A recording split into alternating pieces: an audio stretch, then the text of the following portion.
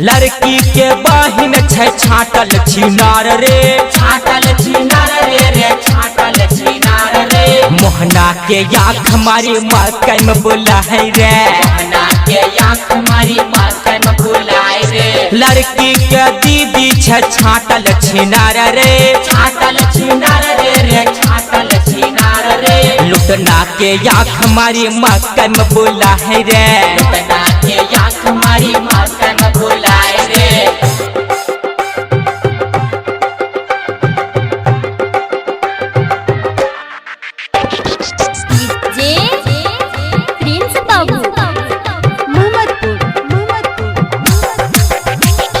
सासुर के दूगो बेटी दोनों बाबा जी, दोनों बाबा जी रे दोनों बाबा जी।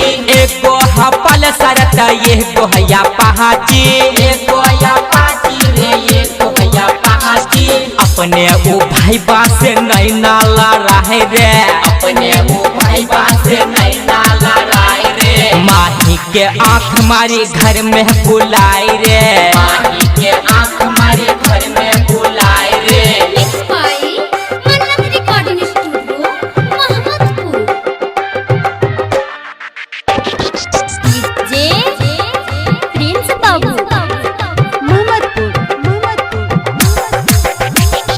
लड़की के माई लागे छै ई जहाली, लागे छै जाली रे लागे छै जाली। 32 के उम्र लगाबे होठ लहाली, लगाबे होठ लाली लगाबे होठ लाली।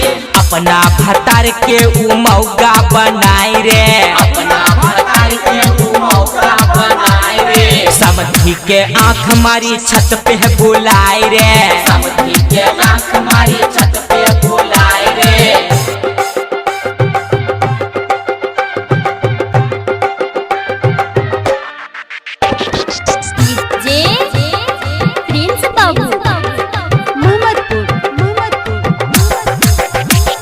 लड़की के मौसी करे बड़ी यारी, करे परियारी करे परियारी। सभे बाराती के देवे लगारी, देवे लगारी रे देवे लगारी। लालू ललनवा के दूधवा पिलाए रे, लालू ललनवा के दूधवा पिलाए रे। रंजित सुमितवा के खूब गरियावा रे, रंजित सुमितवा के खूब गरियावा रे। पप्पू अजितवा तो छौरी पटाए रे, छौरी पटाए रे छौरी पटाए रे। मंगला के आँख मारी मकई में बुलाए रे, मंगला के आँख मारी मकई में बुलाए रे। लुटना के आँख मारी मकई में बुलाए रे, लुटना के आँख मारी मकई में बुलाए रे। परबिकवा के आँख मारी खेत में बुलाए रे, परबिकवा के आँख मारी खेत में बुलाए